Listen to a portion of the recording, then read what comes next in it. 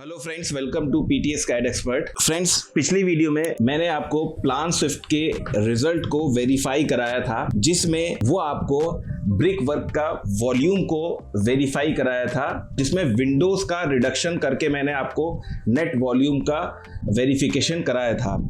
साथ ही साथ उसी वीडियो में मैंने आपको ये भी बोला था कि स्विफ्ट के अंदर सिंगल क्लिक से आप मटेरियल का भी कैलकुलेशन कर सकते हैं, लेकिन उस वीडियो में मैंने आपको मटेरियल का वेरिफिकेशन नहीं कराया था।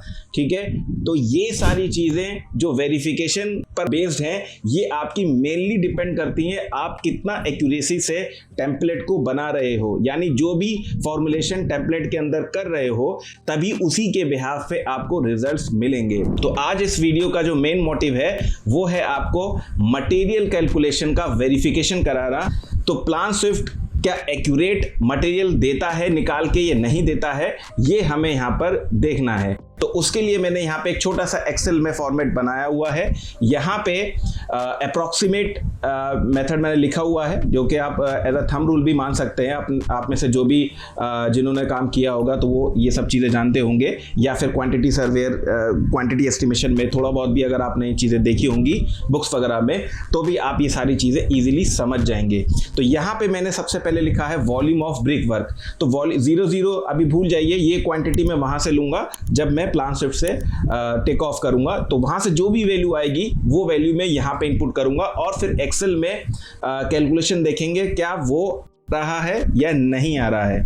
तो यहाँ पे मुझे 5 चीजें देखनी है कि वॉल्यूम ऑफ ब्रिक वर्क, जो कि मैं वैल्यू प्लान स्विफ्ट से लूंगा। उसके बाद नंबर ऑफ ब्रिक्स जो होगा, तो जो भी वॉल्यूम होगा उसको हम 500 से मल्टीप्लाई कर देंगे तो हमारे नंबर्स ऑफ ब्रिक्स आ जाएंगे।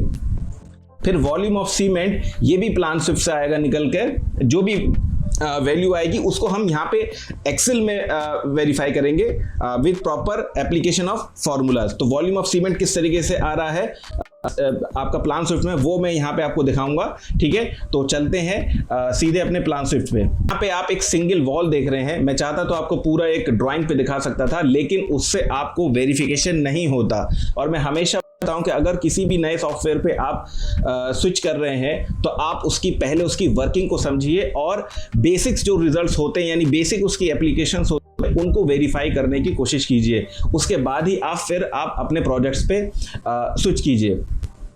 तो यहाँ पे आप देख सकते हैं कि ये एक वॉल है 5 मीटर की, जिसकी विड्थ मैंने रखी है 600 यानी 0.6 मीटर, और हाइट इसकी 3.3 मीटर है।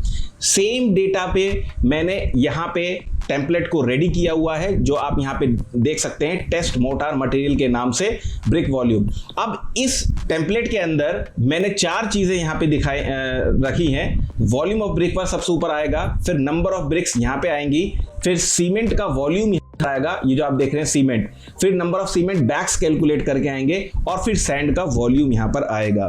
ठीक है, तो ये चारों चीजें जो भी आएंगी, इसी को हम फिर एक्सेल में वेरीफाई करेंगे कि जो ये रिजल्ट दे रहा है क्या वहां पे एक्सेल में सही रिजल्ट आते हैं या नहीं आते हैं। ठीक है, तो यहां से मैंने ऑलरेडी इसकी स्केलिंग की हुई है, इस आपकी प्लान की, इस ड्राइंग की, जो भी आप समझ लीजिए। तो हमें यहाँ पे कुछ नहीं करना है, हमें यहाँ पे सिर्फ अपने टेम्पलेट को रन करना है और देखना है क्या हमारी वैल्यूज वगैरह यहाँ पे आती हैं। ठीक है,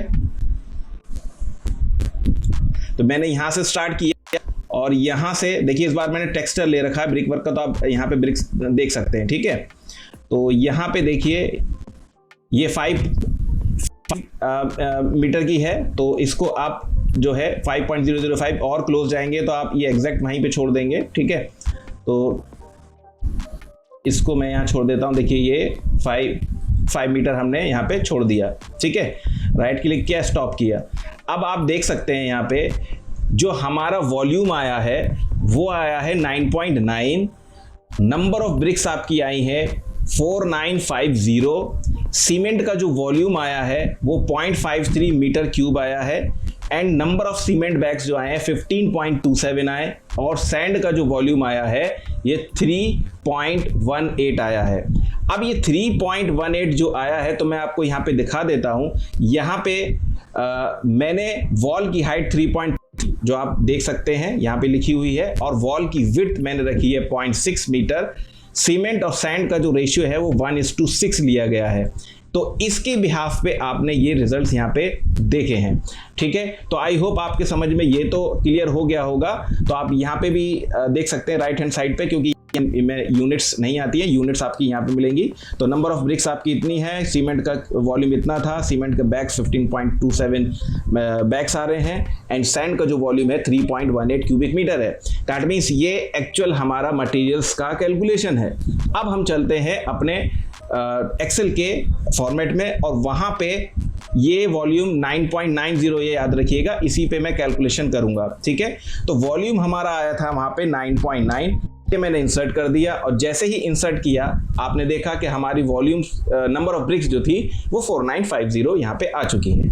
लेकिन अब बात आती है वॉल्यूम सीमेंट कैसे कैलकुलेट करेंगे, तो वो भी आप यहाँ देख लीजिए। तो यहाँ पे मैं लगा देता हूँ इज इक्वल टू, ठीक है, तो जो हमारा वॉल्यूम सीमेंट निकलेगा वो कैसे निकलता है, volume of brick work into, आप ये सभी जानते होंगे कि वॉल्यूम ऑफ, जब सीमेंट निकाला जाता है ऑलमोस्ट 30% लिया जाता है वॉल्यूम ऑफ ब्रिक वर्क के, तो मैंने 0.3 कर दिया। तो ये जो है ये आपका वेट वॉल्यूम है। अगर इसको ड्राई में कन्वर्ट करना है तो आप 1.25 से मल्टीप्लाई करेंगे, और 1.25 से मल्टीप्लाई करने के बाद जो भी आपका सीमेंट का रेशियो है वो divided by sum of the ratio हमने यहाँ पे लिया था 1:6। ठीक है, तो इसको मैंने यहाँ पे बंद कर दिया और यहाँ पे डिवाइड कर दिया 1:6, दैट मीन्स 7। ठीक है, तो हमारा वॉल्यूम ऑफ सीमेंट कितना आया यहाँ पे निकल के 0.5303। तो इसको मैं ज़रा 2 डिजिट तक कर देता हूँ, तो 0.53। ठीक है, और नंबर ऑफ सीमेंट बैग जब आप करेंगे, यहाँ पे मैं इसको लगा देता हूँ, यानी वॉल्यूम ऑफ सीमेंट और यहाँ पे डिवाइड 0.0347 कर देंगे। तो जैसे ही आप करेंगे, क्योंकि आप जानते हैं 1 बैग ऑफ सीमेंट का जो वॉल्यूम होता है 0.0347 होता है, तो आप यहाँ पे जाए तो 15.28 आपने देखा बैग्स आ गए। ठीक है, और अगर आप वॉल्यूम ऑफ सैंड निकालेंगे तो वॉल्यूम ऑफ सैंड कैसे निकालेंगे, इज इक्वल टू जो आपका ये वॉल्यूम था, ठीक है, इंटू 0.3 यानी आपका वेट वॉल्यूम, इसको ड्राई में कन्वर्ट किया 1.25। ठीक है, इसको ब्रैकेट में मैंने बंद कर दिया, इंटू 6, रेशियो कितना से सैंड का 1:6, तो 6 इंटू 6, एंड यहाँ पे जस्ट अ मिनट, इसको यहाँ पे लगा देते हैं इंटू 6, एंड देन यहाँ पे ब्रैकेट में बंद करते हैं डिवाइडेड बाई 7। तो जैसे ही हमने किया तो हमारा वॉल्यूम आ गया 3.182, उसको सेकेंड 2 डिजिट्स तक हम ले जाते हैं।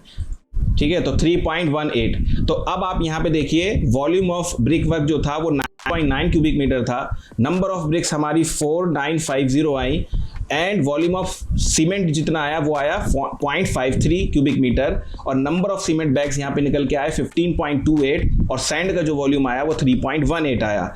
अब हम अपने प्लान स्विफ्ट में देख लेते हैं। तो देखिए वॉल्यूम जो था वो 990 था, number of BRICS 4950 I, cement का वॉल्यूम 0.53 आया, सीमेंट के बैग्स कितने आए 15.27, एंड सैंड का जो वॉल्यूम आया वो 3.18 आया।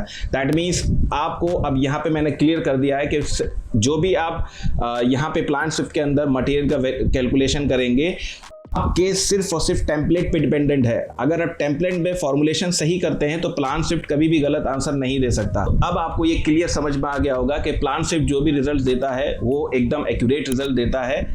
तो इस वीडियो के लिए सिर्फ इतना ही। Thank you.